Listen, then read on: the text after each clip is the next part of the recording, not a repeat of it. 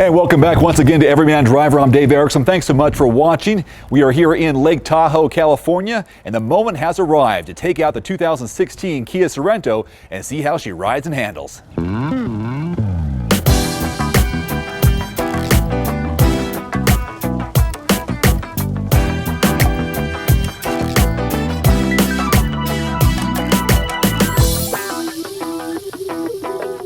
So joining me today is Andrew Hard with digitaltrends.com, and we are on this Sorento adventure together. We've been going from Ritz-Carlton to Reno, Carson City, and now we're heading back, and we've had a good chance, I'd say a good 3 hours, would you say? Yeah, we've gone on a pretty good trip today, that's for sure. And we've driven two different engine types. Run those down for us. First one we drove was a 3.3 liter V6. That's a carryover from the 2015 model. What we're driving right now is the brand new 2 liter turbo 4-cylinder engine that they developed for this car.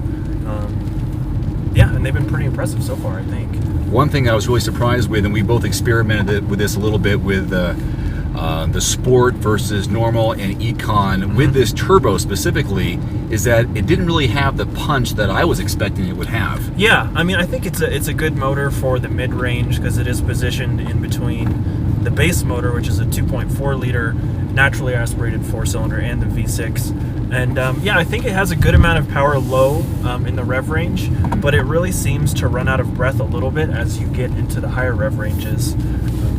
So that would definitely be one flaw with it. I think the V6 is a superior engine overall, but it definitely has high points. And their point of bringing on a turbo, do you remember what they were saying, why they wanted to add a new turbocharged engine? And it was from the Optima. It was, yeah. It was the same basic block from the Optima, but it's been retuned, and I'm sure there's some new components in the head and whatnot. But I think their main goal in bringing in this new engine was just to diversify the brand a little bit, so you have more choice. Because there's a pretty big gap between a 2.4 liter 4-cylinder, which makes I think 185 horsepower, and the 3.3 liter 6, which makes 290. And that's a pretty big gap, and this kind of sits right in the middle. The 2 liter turbo does.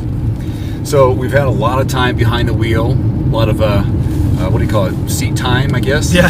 And you know, I'm pretty happy with this. I was happy with the 14, and I'm really happy with the 15 version. And was it 16, right? And this is the 16, but I was happy with the first 2 versions. Sure. And this one, it seems that they're whatever they're doing, they're continuing to do it right.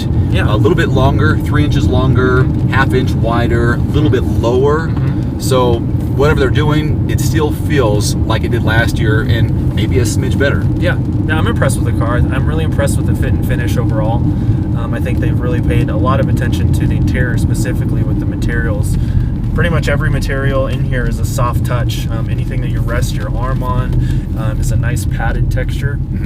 I think that's been a big improvement over the previous model, and there was a little bit more of a hard plastic surface in that. And as you can see, the enormous moonroof is a carryover. We're always a big fan of that. Yeah. The seats are great. You've got a 14-way adjustable seat on your side, and I've got an 8-way adjustable on my side.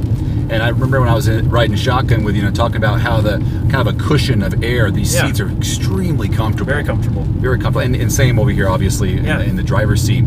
Overall feel, though, even going around corners, maybe because it's a half inch lower, it still feels like it holds its position on the ground. We've had some windy conditions here, but I feel like it's a good feel on the road. Yeah, you feel confident in it. Whether you're going around a turn or going down the highway in Reno and the winds are trying to blow you over, you feel confident in it. It's got a good base. It does have the all-wheel drive system available, which we have had on both of our cars. Yeah, and it feels stable. It feels good. One thing that was obvious, and I showed you some video clips from last year in the 2015, this center stack, they really adjusted this right here, and they kind of consolidated the top section where they've incorporated the vents and brought the buttons up higher to each side of the screen. Right, yeah, more eye level. It's a lot more aesthetically pleasing for sure. The old system was a little bit more square, a little more blocky. And this kind of goes into the dashboard, which they were talking about, has less brakes in it. It's more of a single swooping, kind of a flowing unit. And it's just a lot better looking, I think. And more of a trim, athletic look to the steering wheel. Right. They've narrowed, visually, they've made it look more narrow and thinner. At least the center section is smaller, smaller circle. And the dividers down here have brought then brought in and looks skinnier. So it's a good looking car. It's for 2016 and not even 2015 yet. Yeah, yeah, we're riding in the future right now. Any other thoughts on the ride experience? I know maybe 3 hours or so is ample enough time to get a feel for it. Kind of get to know the car a little bit, definitely. Yeah. I think I'm impressed with it overall. Like I said, I think if you had told me, say 5-6 years ago, that I was going to be sitting in a Kia today that had these type of features, the audio system's great. Like we said, the interior is comfortable. The seats are really great. I might not have believed you if you told me that, because Kia's definitely come a really long way in those years, and this car's a pretty good example of that. I'm impressed as well. Overall, it's a continuing to move in the right direction for Kia. Definitely. In the CUV category, as well as the entire brand as a whole, with all 12, or is it 14? 12 different models. 12 different models. Right.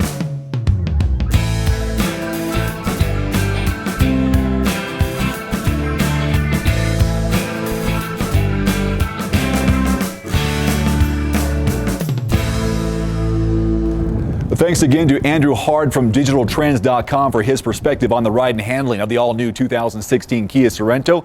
Please visit his site at digitaltrends.com. Until next time, I'm Dave Erickson with Everyman Driver. Thanks for watching.